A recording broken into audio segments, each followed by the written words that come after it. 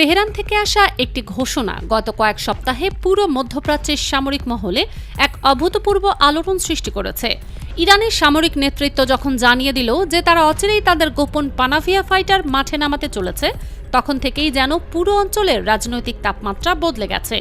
বিষয়টি আরও চমকপ্রদ এই কারণে যে গত কয়েক বছরে মধ্যপ্রাচ্যে যত উত্তেজনা এবং সংঘাত হয়েছে, তার মধ্যেও ইরান তাদের ক্ষেপণাস্ত্র, ড্রোন এবং অন্যান্য সব অত্যাধুনিক সামরিক প্রযুক্তি দেখালেও তাদের আকাশ শক্তির আসল চেহারা কখনো প্রকাশ করেনি। এতদিন তারা যে গোপনীয়তা বজায় রেখেছিল, সেই পর্দা এখন ধীরে ধীরে সরছে। মাত্র ৮ মাস আগের ঘটনা এখনও অনেকের মনে তাজা। ইরান তখন প্রথমবারের মতো এই রহস্যময় যুদ্ধ বিমানের একটি ঝলক দেখিয়েছিল জনসম্মুখে, আর সেই মুহূর্ত থেকেই ইসরায়েল একের পর এক জরুরি সংবাদ সম্মেলন ডাকতে শুরু করে। তেল আবিবের প্রতিরক্ষা মন্ত্রণালয়ে যেন হইচই পড়ে যায়। কিন্তু প্রশ্ন হলো, এমন কি আছে এই যুদ্ধ বিমানে যা পুরো মধ্যপ্রাচ্যকে নড়েচড়ে বসতে বাধ্য করছে? কেনই বা ইরান এতদিন এই প্রযুক্তি এত গোপনে রেখেছিল? গভীর অনুসন্ধান থেকে জানা যাচ্ছে, ইরানের এই যুদ্ধ বিমান মূলত পুরনো এফ সিরিজের একটি বিশেষ এবং অত্যন্ত উন্নত সংস্করণ। সাধারণভাবে এফ সিরিজের বিমানগুলো বেশ পুরনো প্রযুক্তির বলে পরিচিত, কিন্তু ইরান যা করেছে তা প্রকৌশলের এক অসাধারণ নিদর্শন। তারা পুরনো অবকাঠামোকে সম্পূর্ণ নতুন আত্মায় রূপান্তরিত করেছে। বিশ্বের অন্যান্য শক্তিধর দেশগুলোর কথা যদি বলি, আমেরিকা এবং ইসরায়েলের কাছে রয়েছে অত্যাধুনিক F-22 র্যাপ্টর এবং F-35 সিরিজের যুদ্ধবিমান। এগুলো পঞ্চম প্রজন্মের প্রযুক্তিতে তৈরি, যেগুলো প্রায় অদৃশ্য থেকে শত্রুকে আঘাত করতে পারে। এই ধরনের উন্নত বিমানের মোকাবেলা করার ক্ষমতা বিশ্বের খুব কম দেশেরই আছে। চীন তাদের চেংদু সিরিজের অত্যাধুনিক যুদ্ধবিমান নিয়ে গর্ব করে। মজার ব্যাপার হলো, চীনা এই যুদ্ধবিমানের ডিজাইন একেবারেই আলাদা ধরনের, যা প্রচলিত কোনো নকশার সাথে মেলে না। অন্যদিকে রাশিয়ার হাতে আছে Su-57 সিরিজ, যাকে আকাশের বাজপাখি বলা হয়। এই বিমানগুলোর গতি, কৌশল এবং আক্রমণ ক্ষমতা কিংবদন্তি তুল্য।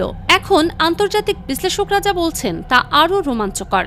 তাদের মতে, ইরানের এই যুদ্ধ বিমান হয়তো পঞ্চম প্রজন্মের ঠিক নয়, কিন্তু চতুর্থ প্রজন্মের সীমা অনেক আগেই পেরিয়ে গেছে। এটি এমন এক ধূসর এলাকায় অবস্থান করছে যেখানে এর প্রকৃত সামর্থ্য নিয়ে দ্বন্দ্ব রয়েছে। ইরানি সূত্রগুলো এই যুদ্ধ বিমানকে পানাভিয়া জেট নামে চিহ্নিত করেছে। এই বিমানের হৃৎপিণ্ডে রয়েছে দুটি শক্তিশালী টার্বোশাফট ইঞ্জিন, যা একে অবিশ্বাস্য গতি প্রদান করেছে। কল্পনা করুন, প্রতি ঘন্টায় ২৫৭০০ কিলোমিটার গতিতে ছুটে চলা একটি যুদ্ধযন্ত্র। এই গতি শব্দের গতির প্রায় ২.৫ গুণ। এমন গতির কোনো বস্তুকে ধরা বা আটকানো অত্যন্ত কঠিন চ্যালেঞ্জ। বিশেষজ্ঞরা ধারণা করছেন যে ইরান তাদের পুরনো সিরিজের বিমানকে সম্পূর্ণ নতুনভাবে সাজিয়ে এতে একেবারেই আধুনিক প্রযুক্তি জুড়ে দিয়েছে। এই যুদ্ধবিমানের বোঝাই ক্ষমতা হতবাক করার মতো। রিপোর্ট অনুযায়ী এটি প্রায় ১৩ টন ওজনের মিসাইল এবং গাইডেড বোমা বহন করতে সক্ষম। মধ্যপ্রাচ্যের যুদ্ধক্ষেত্রে এই পরিমাণ মরণাস্ত্র বহন করতে পারা মানে একটি একক বিমানই একটি সম্পূর্ণ স্ট্রাইক ফোর্সের কাজ করতে পারে। আরও চমকপ্রদ তথ্য হল এর উচ্চতা বৃদ্ধির হার। ইরান এই বিমানকে এমনভাবে প্রস্তুত করেছে যে এটি প্রতি মিনিটে ৫,০০০ ফুট উচ্চতায় উঠতে পারে। সেকেন্ড হিসাবে বললে প্রতি সেকেন্ডে প্রায় ২৫০ মিটার। এই ক্ষমতা মানে শত্রুর রাডার এড়িয়ে দ্রুত কৌশলগত উচ্চতায় পৌঁছানো এবং আক্রমণের জন্য প্রস্তুত হওয়া। কিন্তু সবচেয়ে রহস্যময় দিক হলো এই বিমান তৈরির পদ্ধতি।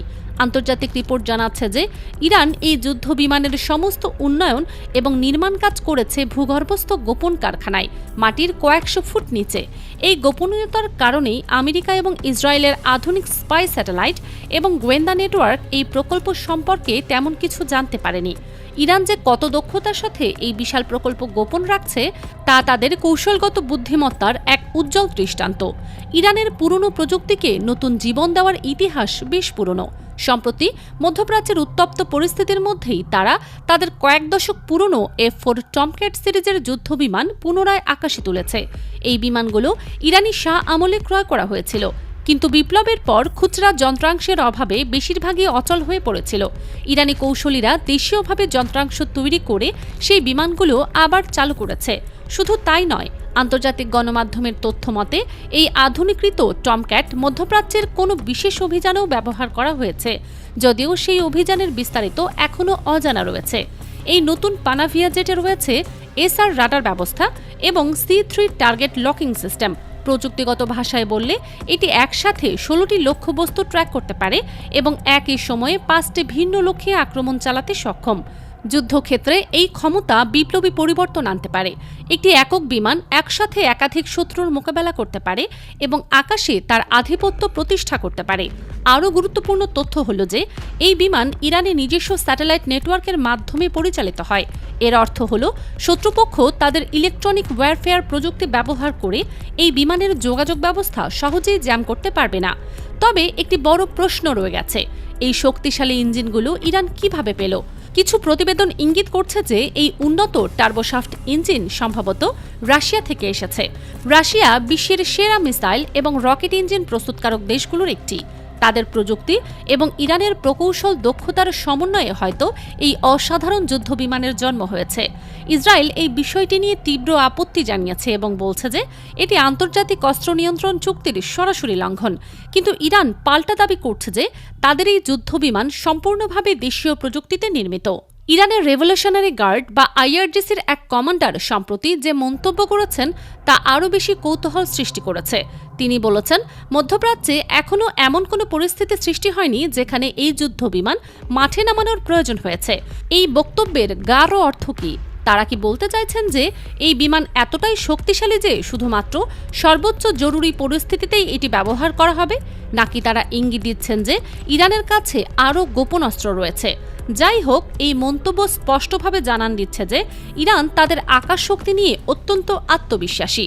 অনেক প্রতিরক্ষা বিশেষজ্ঞ ধারণা করছেন এই যুদ্ধবিমান সম্ভবত রাশিয়ার বিখ্যাত মিগ-29 সিরিজের কোনো বিশেষ সংস্করণ হতে পারে। মিগ-29কে ফাইট কিং বলা হয় কারণ কাছাকাছি দূরত্বের আকাশযুদ্ধে এর দক্ষতা অতুলনীয়। এই বিমান অল্প জায়গায় দ্রুত মোড় নিতে পারে এবং শত্রুর ওপর ক্রমাগত আঘাত হানতে পারে।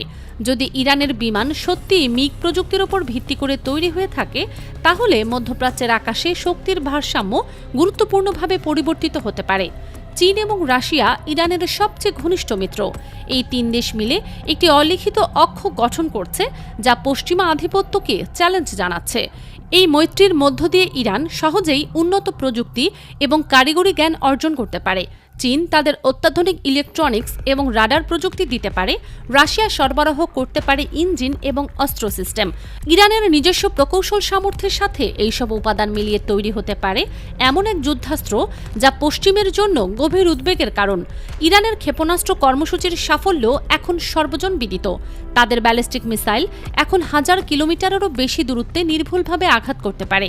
তাদের ড্রোন প্রযুক্তিও চমকপ্রদ উন্নতি লাভ করেছে।